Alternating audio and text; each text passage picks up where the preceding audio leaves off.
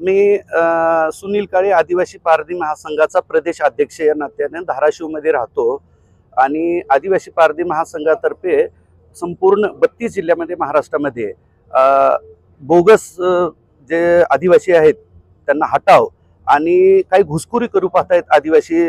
जमातीमध्ये, तर काही जातींना ते रोखण्यासाठी निवेदन आपण दिलेलं आहे सन्माननीय आपले जिल्हाधिकारी महोदयांना। माझी एक कळकळीची विनंती आहे आपल्या पत्रकार बांधवांना की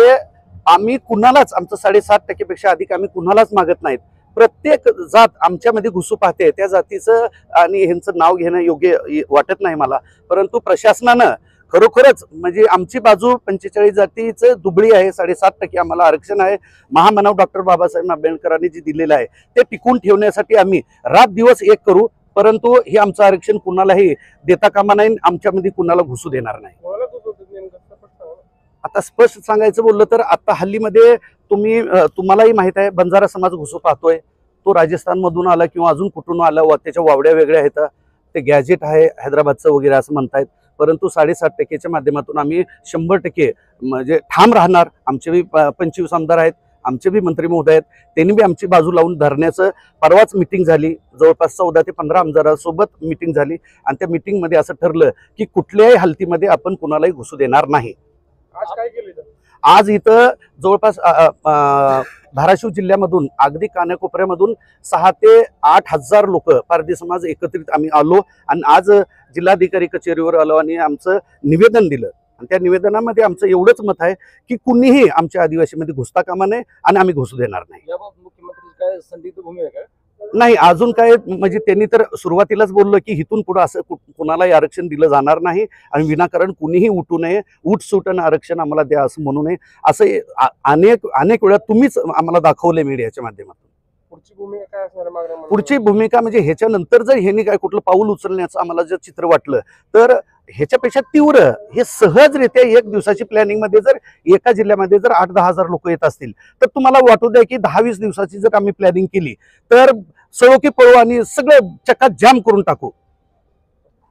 सामाजिक दृष्ट्या, आर्थिक दृष्ट्या आणि शैक्षणिक दृष्ट्या मागास आहे आणि आता कुठेतरी आमचा समाज पारधी समाज हा शिक्षणाच्या वाटचालीस सुरुवात करतोय आणि मधीच धनगर, बोगस महादेव कोळी, बंजारा किंवा वंजारा हे समाज शिरू पाहतायत आणि सरकारही त्यांना पाठिंबा देत आहे। असं जर होत राहिलं तर आम्ही ही करू, रस्त्यावर उभे राहू आणि डॉक्टर बाबासाहेब आंबेडकरांनी आम्हाला हे आरक्षण ह्या इतर समाजात स्वाभिमानाने उभं राहण्यासाठी दिलं आहे आणि आमचे बिरसा मुंडा किंवा तंट्या भिल्ल किंवा इतर समाजातील नेते यांनी योगदान दिले आहे। एसटी समाज हा वर्षानुवर्षे मागासलेला आणि शिक्षणापासून वंचित राहिलेला आहे आणि बाबासाहेब आंबेडकरांनी राज्यघटनेतील कलम 16(4) नुसार 77वी घटना दुरुस्तीने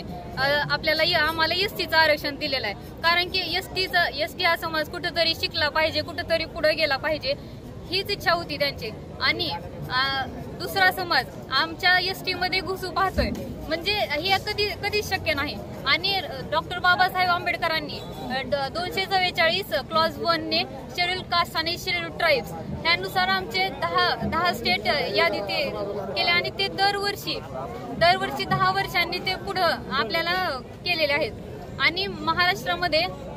एसटीला 60% आरक्षण आहे आणि लोकसंख्येचा विचार केला तर लोकसंख्या जवळपास 10% आहे, म्हणजे कुठंतरी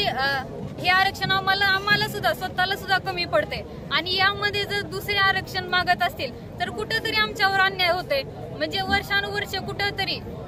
मागासलेला आमचा समाज हा कुठंतरी शिकला पाहिजे, कुठंतरी पुढे आला पाहिजे, म्हणजे येत असताना जर दुसरा समाज आमच्यामध्ये येत असेल तर म्हणजे यासाठी आमचा कायम विरोध राहील आणि जर कोणी आलं तर आम्ही याच संख्येने पुन्हा इथं भेटू आणि त्यासाठीच आम्ही इथं आंदोलन करत आहोत।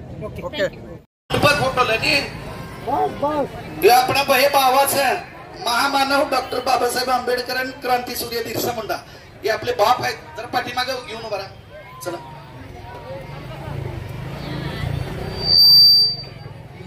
एखादी मुलगी आहे का बोलणारी?